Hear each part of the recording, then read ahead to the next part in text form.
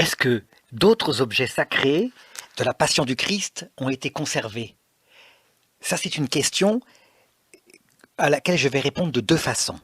D'abord, la relique principale, la relique, je dirais, vraiment qui résiste pour le moment à la science, bien qu'on ait dit que non, elle ne résistait pas, c'est ce qu'on appelle le Saint-Suaire de Turin.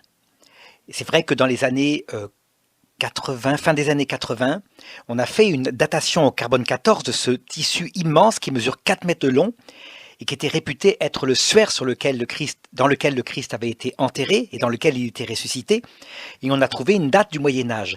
Mais cette datation a été contestée depuis parce que on pense qu'on a pris un morceau de tissu qui avait été ravaudé au bord du tissu. Il y a peut-être d'autres causes aussi.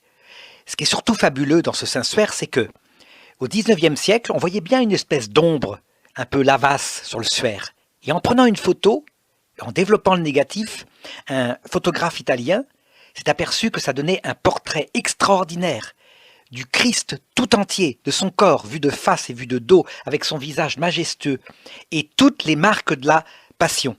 Ils ont été étudiés par des médecins par la suite, c'est un vrai corps humain, il n'y a pas de traces de peinture. Il y a des détails absolument fabuleux, comme par exemple les clous qui ne sont pas dans les paumes des mains, mais à la base du poignet.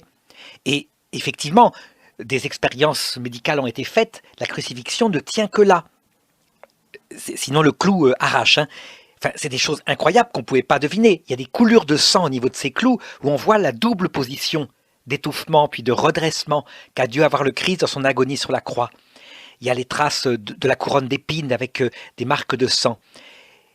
Ce qui est intéressant dans ce Saint-Suaire, c'est que à chaque fois qu'on le conteste, il résiste. Il résiste. Et donc, c'est des études à regarder encore. Parallèlement à ce Saint-Suaire, on a la Sainte Tunique. Ça veut dire une espèce de tunique où il n'y a pas la marque du Christ pour le coup, mais ce qui est intéressant, c'est que, comment dirais-je, la tradition dit qu'elle faisait partie de la Passion, c'est la fameuse robe sans couture du Christ. Est-ce que c'est vrai, est-ce que c'est faux? C'est plus difficile à vérifier. Mais peut-être qu'à l'avenir, en faisant des études génétiques très très fines, sur des globules rouges en particulier qui pourraient être dessus, on pourra peut-être avoir une confirmation. Il faudrait voir si le sang qui est sur le suaire de Turin a le même ADN que le sang qui serait sur la Sainte Tunique. On a aussi un voile qui aurait recouvert la tête du Christ après sa mort. Et ce qui est intéressant, c'est que les coulures de sang qu'il y a sur ce voile correspondent aux endroits où il y a des coulures de sang sur le Saint-Suaire. Est-ce que c'est vrai, est-ce que c'est faux? C'est compliqué aussi. De la même raison, le Saint-Suaire, c'est vraiment une relique à part, parce qu'il y a cette marque, cette empreinte, dont vous verrez la photo bientôt.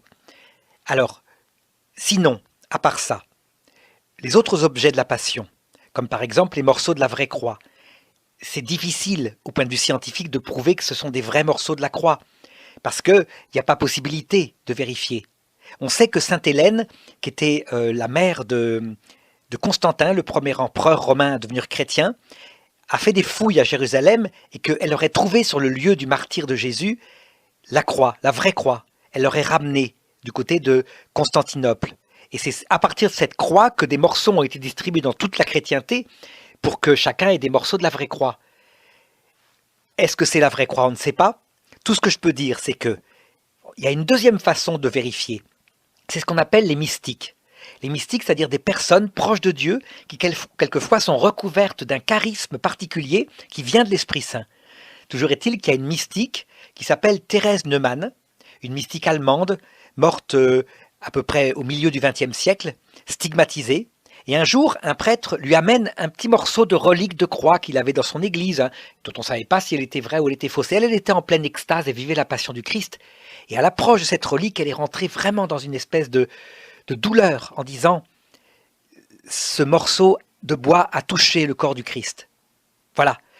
Alors, on dirait que elle avait ce charisme de reconnaître les vraies et les fausses reliques. On lui avait essayé avec d'autres reliques de saints en particulier. Et donc, elle avait cette espèce de capacité de discerner. Donc, ça peut être un signe qu'on a des morceaux de la vraie croix. Mais, scientifiquement, évidemment, il n'y aura jamais de preuve. Pour les clous, c'est pareil, impossible de démontrer que ce sont les vrais. Pour la lance, on a bien des saintes lances comme ça. Mais on voit bien parfois que ce sont des forgeries. Ça veut dire que ça a été fait beaucoup plus tard. Ce sont des lances du Moyen-Âge. Normalement, la lance qu'a percé le côté du Christ, ça devrait être une lance romaine, un pilum peut-être, ou alors une lance, un javelot qu'ils portaient en main, dont on connaît bien les formes qu'elles avaient dans l'armée romaine au 1er siècle. Donc on n'a pas ça. Résultat, on peut douter que ce soit la vraie lance.